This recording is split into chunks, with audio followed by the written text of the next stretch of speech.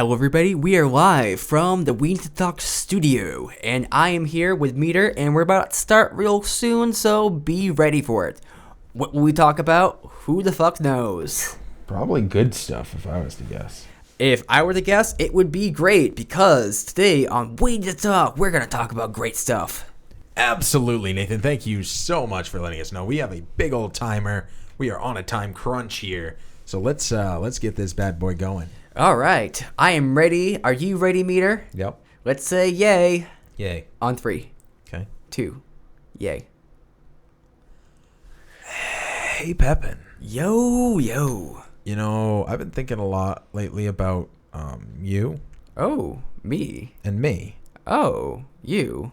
Like, I feel like we haven't really just like caught up. You know, every time we get together, we have to record, and then that one time we had a person with us, so we didn't like do our normal catch up. Oh, do we ever catch up? Sometimes I think we could do so right now. Okay, and let's record this, because that way we have an episode. Content can be anything, Yep. even just us talking. Yep. Oh, we need to talk? Nailed it.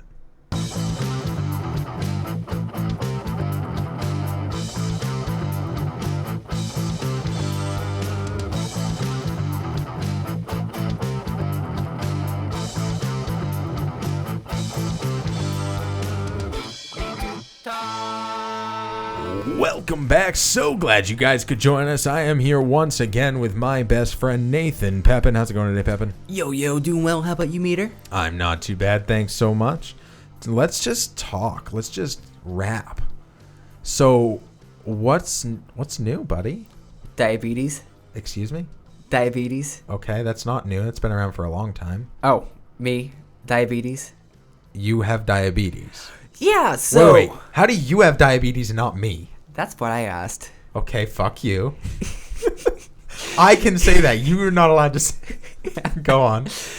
So, this is, I don't know, weird. So, I found out the other month that I had lost, like, 25 pounds.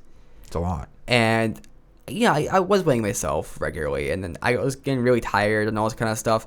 And I was like, what is going on with me? And my sleep was crazy. Everything was just terrible. And I didn't know what was happening. I just felt terrible and unmotivated and nothing like that. And so I did what I never do, and I went to the doctors. Mm-hmm. And that was a real adult decision of you. Actually, before I went to the doctors, I first went to Walmart and bought a test diabetes thing. So you already thought you had diabetes? Yeah. Okay. Well, because I Googled symptoms, and it all led to that. How long did you complain about it before you actually started doing something about it? 2 months. Okay. I mean, I wasn't complaining, though. I was just kind of dealing. Okay. That's how I deal. I just deal. Okay, go on. And so I'm like, my blood sugar is like 350. That ain't good. I don't know what that means in correlation to anything. Yeah, it's they say like 350, go to the doctors. Okay. Which, you know, if you have diabetes, you know, those complications, 350, you don't go to the doctors. But if you don't have those complications diagnosed, you know, it's a really bad thing. Yeah, it sounds it. So I'm like, okay. So, you know, I went to walk-in care, and they're like, okay, let's do some tests. Oh, yep, you have diabetes. Okay. I'm pretty certain. So how do you get diabetes? So there's different ways. There's fat. There's your fat. That's one way to get it. Kind of. So a lot of it is genetic, and a lot of it is circumstantial, environmental. Okay. So there's two types of diabetes, primarily. There's type 1 and type 2, and they're very different. So type 1 diabetes, actually, let me explain what insulin is. So insulin is a hormone and does a few different things, but the main thing it does is essentially is a key that unlocks the cells, your muscle cells primarily, but also like some other cells, but mostly your muscle cells, and allows glucose to get into your muscles. So your muscles need to, you know, work and do stuff. So it unlocks the cells, and then the glucose can get in and kind of do stuff so you can actually produce energy. Okay. And if you don't have any sugar in your body, if your blood glucose is 0, you die because your body can't function. Okay. So insulin is the hormone that kind of unlocks the muscle to let the sugar in. And if you're type 1, you don't produce any of that insulin anymore. So the pancreas produces insulin, and they don't know why it happens. There's actually a meme I saw, which is like, you have type 1 diabetes, and the person says, like, why? And the doctor's just like, Throws up his hands. Yeah. So are you really into diabetes memes now? No. Okay. No, so I subscribed to this Reddit forum called Type 1 Diabetes, and I thought it might be helpful to learn information from, but it's just people bitching and Just sassy memes. Diabetes memes and complaining. Yeah. That's great. And so that's type 1. So essentially your pancreas produces the insulin, and something happens where your body will either stop producing beta cells, which are the things that produce insulin, so the beta cells on the pancreas, or something to that effect. So with me, which is really kind of weird, so there's a measure called the A1C, which is essentially like the blood glucose average for the last 3 months, and mine, like 4 months ago, was actually like really healthy. Like it was really good range. And then I took it recently, with the whole medical, going to the doctors, and it ended up being like 11%, which is really bad. So the doctor gave you diabetes. Yes. Okay. Yeah, that's essentially what we're trying to say. So essentially, something happened with me where my pancreas, it's an autoimmune response. For whatever reason, my immune cells have identified my beta cells as being a foreign invader and just attacked them and killed them all. Or maybe not all of them, but they killed most of them. And so that's type 1. And so type 1 tends to be autoimmune, but it can be like other factors too. But it's essentially your body starts attacking your beta cells, which in your pancreas, and then your pancreas stops being able to produce insulin. So you can't get the blood sugar into your muscles, and so your blood sugar just skyrockets. So anything you eat that has sugar in it will be not absorbed, and then you can actually die from something called ketoacidosis, where you just have way too much sugar in your body, essentially.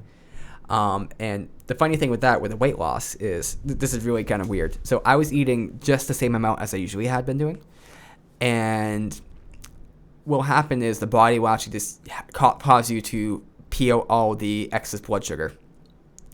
And that's a way it can kind of keep you from dying from excess blood sugar in your blood. So the weird thing of that is that all that food you're eating, especially the carbs and everything, like it just gets peed out. Like you take it in, it goes in your bloodstream, and you pee it out. So all that energy is just expunged, and all you're doing is working off the fat reserves you have. So you can burn fat, but you can't burn the carbs or the blood glucose. So this is actually what led me to losing 25 pounds, because I wasn't actually able to use any of the sugar I was, consuming, and all I was able to do is, consume or burn the fat I had.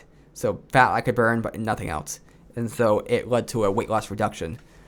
So that's type 1. Type 2 is a bit different, and type 2 is essentially to do with insulin resistance. So it tends to be more of a environmental thing. It can be different things, but typically what happens is people they consume too much sugar, they get too fat, they aren't active enough, and the insulin that will unlock the cell, essentially, let's say you have like an activation ratio or activation amount. So let's say 1 unit of insulin will activate the cell and open it up to get blood sugar in. If you keep drinking lots and lots of sugary drinks or sugary contents and you stop exercising, essentially that activation ratio keeps going up. So instead of like just 1 unit, you need 2 units, then 3 units, then 4 units, then 20 units, then 50 units. And you might be good and well for a while, but eventually your pancreas gets kind of like fatigued, or another way to put it is that you have to produce so much insulin to actually, open these muscle cells up that it has the same effect of diabetes, where your blood sugar gets higher and, insulin is not working well for you.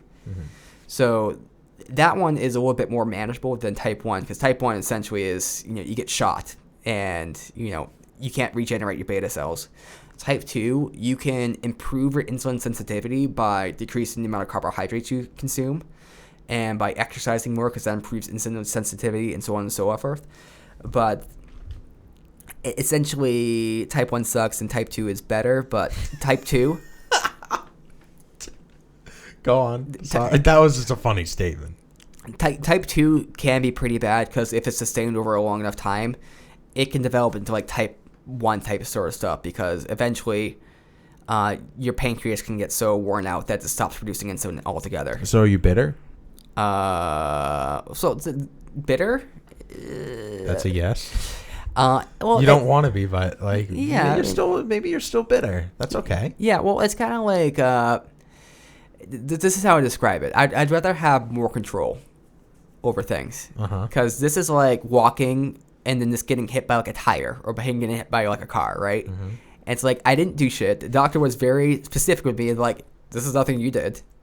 It's just like how your genes worked out or something worked out. I don't know. You take good care of yourself. You eat healthy. You go to the gym. Like I do fucking nothing. You're the one who gets your pancreas shot. Yeah, I have a family history of diabetes too. So well, I do too. So I guess. Sorry, I'm making it worse. Yeah, well, I see. I'm just annoyed because I wasn't like doing anything wrong. I'd be more okay with type 2 because I would be more under my jurisdiction of control. Whereas type 1's kind of like it is what it is. But it happened. Now you have it. It could be worse. It could be like I don't know, like some disease that's gonna kill me. I mean, actually, no, this is a disease that could kill me. It could be. It could. Yeah. But you know about it, and you're learn it enough. You stay on top of it. Yeah. But it's one of those things that kind of like I'm still trying to learn, and it's kind of confusing how everything works because it's like I'm reading a book right now. It's one of the more scientific books out there, and it's like what can affect blood sugar? Pretty much everything. There's like the main components that affect it, like food and exercise, but like how stressed you are, new environments can, like the kind of foods you eat. It just so many factors. You just got to relearn your own body. Yeah, and in a hyper specific way, and keep track of things too. And it's a little confusing, but I definitely will be able to manage over the long term. It's just the short term adjustment, and also the fact that I'm sure there'll be like new technologies that will be able to say robot pancreas. Yeah, so they didn't use stem cells, but they used something similar, where satellite cells, I think, where they are trying to get them implanted into like people's pancreases and then have them not be attacked by your immune system. And there's been some like initial trials that say it might be promising, but that technology is still another 10, 20 years away, most likely. Yeah. From like actually being implementable. So that's still lifetime. Yeah, there's still potential there, but until then, like essentially, if I don't have insulin, like I'm gonna die. So you have to shoot yourself every day. Yeah. How's that working for you? It's still a learning curve. This is like all in the last like couple of weeks here. Yeah. So it's like I have certain times I check my blood sugar. So when I first wake up, and I've been doing this like based off activity. So like if I go to the gym, like I'll take it after to see what I am, because the thing that's confusing about the gym is the gym can either raise my blood sugar by quite a bit or it can lower it by quite a bit. Now, as far as I know, if it raises it by quite a bit, that's not a big issue because it will offset later, because it's that temporary raise. Because what will happen is there'll be these hormones that will tell your liver, oh, we need like energy, so release a bunch of energy or a bunch of glucose from the liver, and then that gives you that energy to lift the weights. But then sometimes it doesn't happen and my blood sugar like goes way down. So it's kind of one of those things where kind of have to monitor that. So if after a workout, I'll check it and see if I'm high or low, and then I gotta count for carbs. I've been tracking everything I eat and just trying to find patterns, and if there is a pattern, because apparently a lot of times it's just like random crap. You don't know what the factors are affecting. And just trying to figure out how to get to the best target range, because right now my target range is 120. So that's where I want to be, and trying to figure out how to manage that best. So before you eat, you want to check your blood sugar levels, and then after you eat, it's about 2 hours after, you want to check your blood sugar levels to see where they are. And you have to do some stuff with like timing, which is the thing I'm trying to like get my head around, because it's like if you eat food, you want to time out the insulin so that it kind of peaks at the same time the blood sugar spike from the food peaks. And you also want to choose your food choice such that, the insulin you're taking will cover that, but also that it will cover it in the right way. Mm-hmm. And that's where also is confusing too. Because it's like if you have something that's pure sugar will like enter your bloodstream within like 15 minutes of eating it. Whereas if you have something which is like organic, wheat pasta, that's going to be like a very slow rise over time. It'll affect you longer, but it's not the same sort of thing. So you can hit these things where you go like, say with the sweets, maybe go high for a minute, but then you go right down. Mm-hmm. But with the pasta, you might take the insulin, and you might think, I need this amount of insulin to cover for this. But then you take it, and then you actually get low because the pasta is not hitting your system for like another, it's slowly releasing your system to get low here. And you would go back up to that level after, like, say, 3 or 4 hours, but it takes your digestive system like 3 or 4 hours to actually get that blood sugar all the way into your system. Yeah. Wow. There's so much to know now. Yeah, so this is what I've been researching for the last like couple of weeks, and it's definitely a big lifestyle change. But at the same time, it's improved my energy quite a bit because I feel like this is something I've been managing like unconsciously for quite some time, with how I was been eating, because it's like I've been doing intermittent fasting like for a while, so not eating during the day. Yep. And I think part of that might have been to avoid, essentially avoid the high blood sugars during the day because they just make me feel very lethargic, which is very true. Mm-hmm. And I think I was just dealing with the highs late at night because it's more easy to deal with there.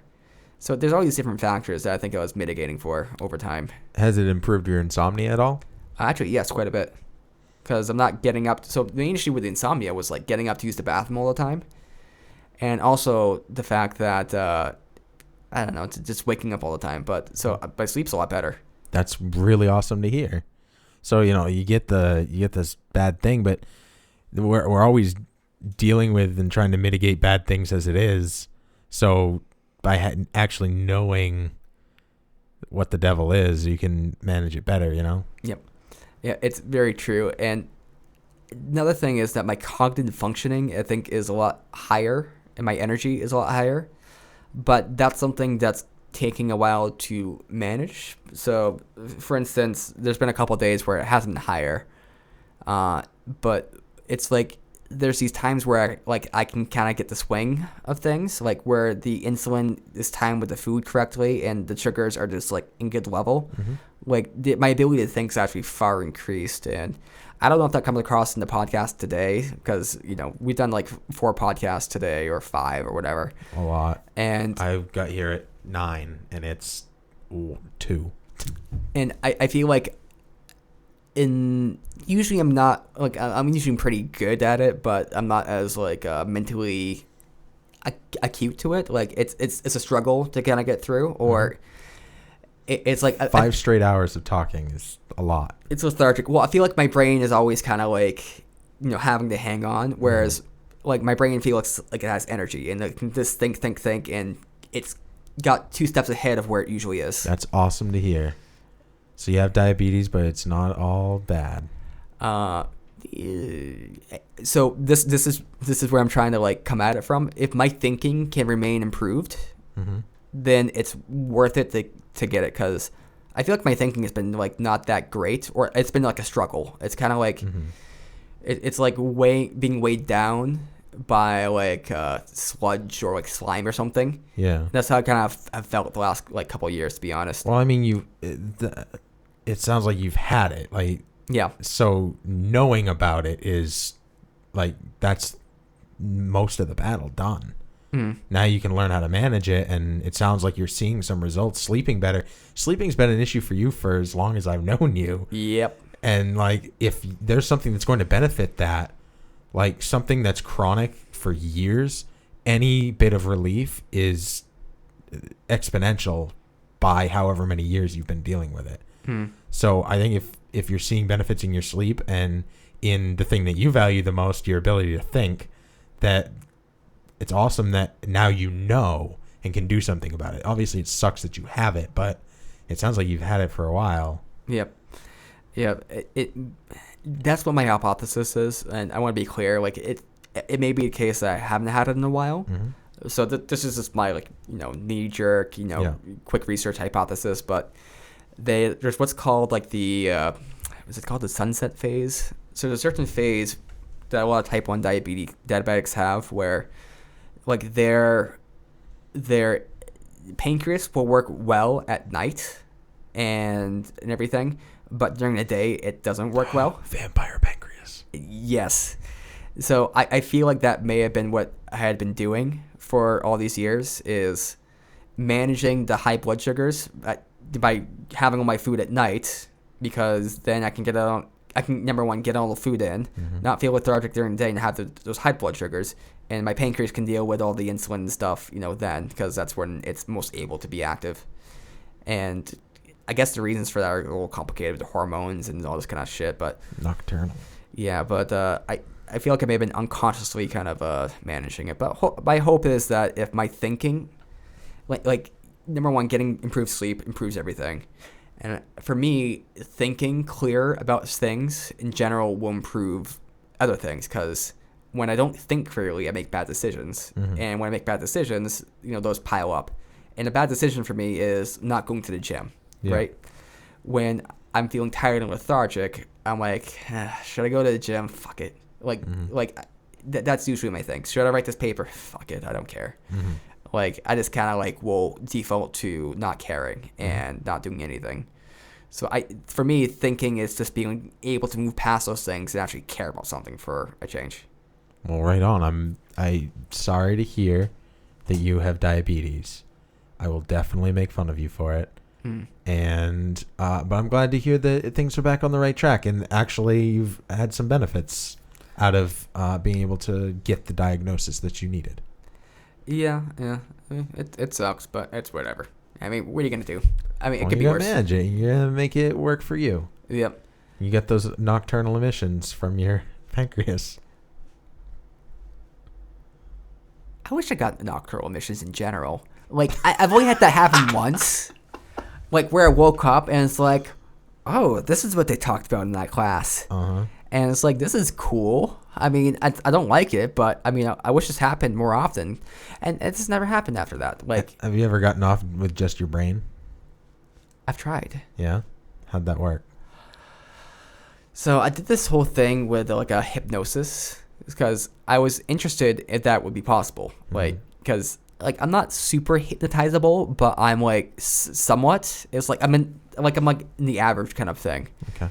And so I was trying to see if this lady could do it with her little like hypnosis thing, and I got close, but wait, you were like listening to a thing? Yeah. Okay. Yeah, it's this like 20-minute thing. I think it was on YouTube, and I got somewhat close, but it was still like no way making up that mountain. And that sounds easier than what I was thinking. What were you thinking? Literally, like just you quietly alone trying to get yourself off with just thinking. No external stimuli. Okay, that seems really tough. Like no hands, like just like. Yeah, I don't think. I mean, maybe this is just like. That's going to be in the new Saw movie. See this is where it's tough. Like, maybe it's because of my old age, like being almost 29. Oh man, what an oldie. Yep. Like, it doesn't, unless there's some sort of stimuli there. Like, it's not gonna get hard. Like, it's gotta be like. Wait, you can't just like think yourself hard? Well, that's a stimuli, right? Thought? Yeah. Okay. Yeah. I'm not talking about just like randomly coming in your pants. Well, no, like. I'm talking about thinking. So by stimuli, I more meant like outside stimuli, like listening to the sounds of a woman moaning, or having a girl talking in your ear trying to get you off. Like, that's the outside stimuli, not your own brain just like trying to make yourself hot. Okay, so I took it one level above that. Well, because I'm just going to will myself to ejaculate right now. So not like that, but like just like Hard. Get hard. Hard. Come on, do it. Do it. Do it. Oh, well, you need the clicker. Every time you get hard, you click the thing, Oh my and god. then before you know it, you're classically conditioned. You hear that click, you're like straight up. Okay. That's a. So okay, that's kind of a thing because the other day, Oh boy. I'm studying certain classes and you come up with certain mnemonics for certain things and I forget what it was, but there's one word I was using to remember this one term, and someone used that term just like kind of out of nowhere, and I just thought like the mnemonic thing. And it's like, oh yeah, dogs, Okay. and it's like, where did that? Oh yeah, that's right. Where did that come from? Oh yeah, that thing. Yeah. So you've never done that, huh? Have you? Yeah. Really? Mm-hmm. What? It was when I was like way younger though, like Oh. puberty phase when everything was like super sensitive. Okay, yeah, that I guess it counts. But I mean, that was like mind blowing for me. I'm like, whoa, that was like all my brain. Mm-hmm. I wish I could do that. That would be impressive. Like if I could do it like this hands free, that'd be so much less carpal tunnel. And chafing. Oh, but you got the spunk lube, so it's okay. My only worry with the spunk lube is like, let's say I use it with my girlfriend, right? Yeah. And let's say we don't use a condom to start with, but we finish with a condom. Yeah. But let's say that like It tricks her vagina into thinking you came in her, and Well- then she gets pregnant. no. Ah. No, the worry was that like let's say I get close and I'm Yeah. like, oh crap, did I come? But then I look and I'm like, I don't know if I did. Okay. Yeah. Do we need Plan B? Maybe. Might as well. At this point, let's kill any babies if possible. That's So- how I like to end my sentences. Let's kill. Let's kill any. You remember that time that you did that study on does smoking make you look cooler? Yep. And the main point of the thesis was, look at this baby smoking. It's fucking cool. Yep. This baby's like 75% cooler with a cigarette. Yep. That baby was bitching. That baby was bitching. You had like charts and graphs. You should really finish that study and release it. Yeah, I really should. And Send it into the Onion. well, this is the thing that people don't understand about that study either. Or this idea is like they think, oh, look at that person over there, that crackhead, smoking a cigarette. He's not cool. And like, well, yeah, but you take out the cigarette, he's still not cool, right? It doesn't make uncool people cool, but it amplifies. So it makes them a little more cool. Yeah.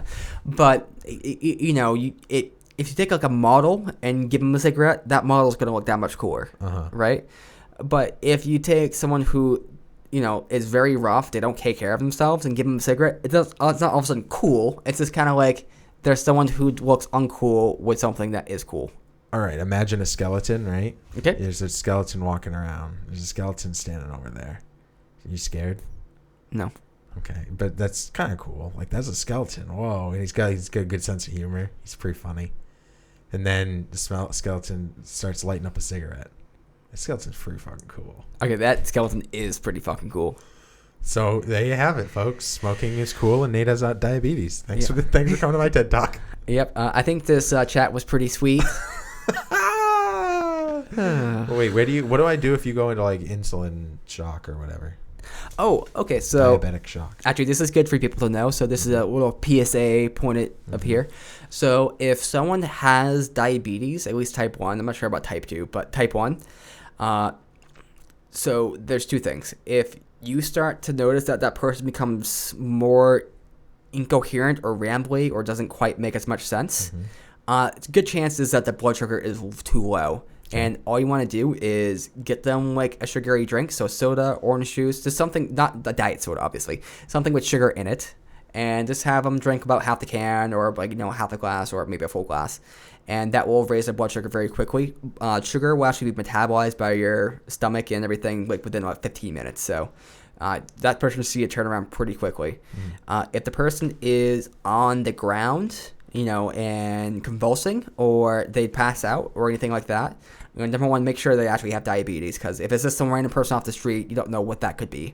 But if someone who has diabetes, good chance that their blood sugars have hit too low, and I talked to one of the educators about that, and it can happen for a number of reasons. It's not likely to happen just like that, but sometimes it's just 6 different factors all happen to affect it and lower it all at the same time. So if that does happen, what you want to do is, if they have a glucagon pen, so there's these certain pens that will say glucagon on it. Sometimes there's inhalers, but you want to give them either injection or you want to give them like an inhaler. There's probably going to be instructions in the thing. So check to see if there's anything on that has that. Also, if there's someone who has diabetes, they most likely have something in their wallet or something on them that will indicate that. So I got something in my wallet that indicates that, and also tells you kind of what to do. Probably call the EMTs just to be safe. And if you, sometimes there's like these sugary things you can put in someone's mouth. So that might be something to do if someone's passed out, because it's like a gel type stuff. I don't have any, but you can put it on the inside of their mouth, and the insides of the mouth can actually absorb a small amount of The uptake glucose. in the gums is fast. Yeah. Mm-hmm. So that's a way to kind of help the person out as well. But definitely call with EMTs and try to get some sugar in them as fast as you can. Mm-hmm. You're not as likely to see someone with high blood sugar complications, pass out or anything. It's going to be more like the low blood sugars, but that's the main thing to do. Just get this person some sugary drink or some Smarties, just something. It needs to be something which is going to be just easily digestible. So don't get the person like a loaf of bread, because even like white bread, it'll be metabolized pretty quickly. But it's better just to go for like something sweet. But don't do a candy bar. Do like Smarties. Do like something that's just pure sugar. Could be like, I don't know, gumballs or. And it doesn't have to be broken down into its parts. Yeah, exactly. Yeah. So if I see someone on the ground struggling, first thing I should do is take their wallet. Yes, take their wallet, Okay, and got it. be sure to take the money out. And Well, I wouldn't want them to get hurt by it. count it. Mm-hmm. Count it twice, just to make sure you know how much you're taking, and then add that amount to your budget, because that will help you in becoming a financially independent individual. I love it. Retire early and live free or die. So this is how doctors make all their money. Yes. Okay. Well, fair enough. So, thanks for sharing, buddy. Yeah, this is all about me. This is supposed to be us catching up, but all you Yeah. do is catch up with me. Well, that was important. We'll catch up with me another time. Okay. And I have something important to catch up on. Hold on. I have to catch up with something on you. What? What's that thing you did? What thing? That thing? I do a lot of things. Oh, well, I guess we need to talk.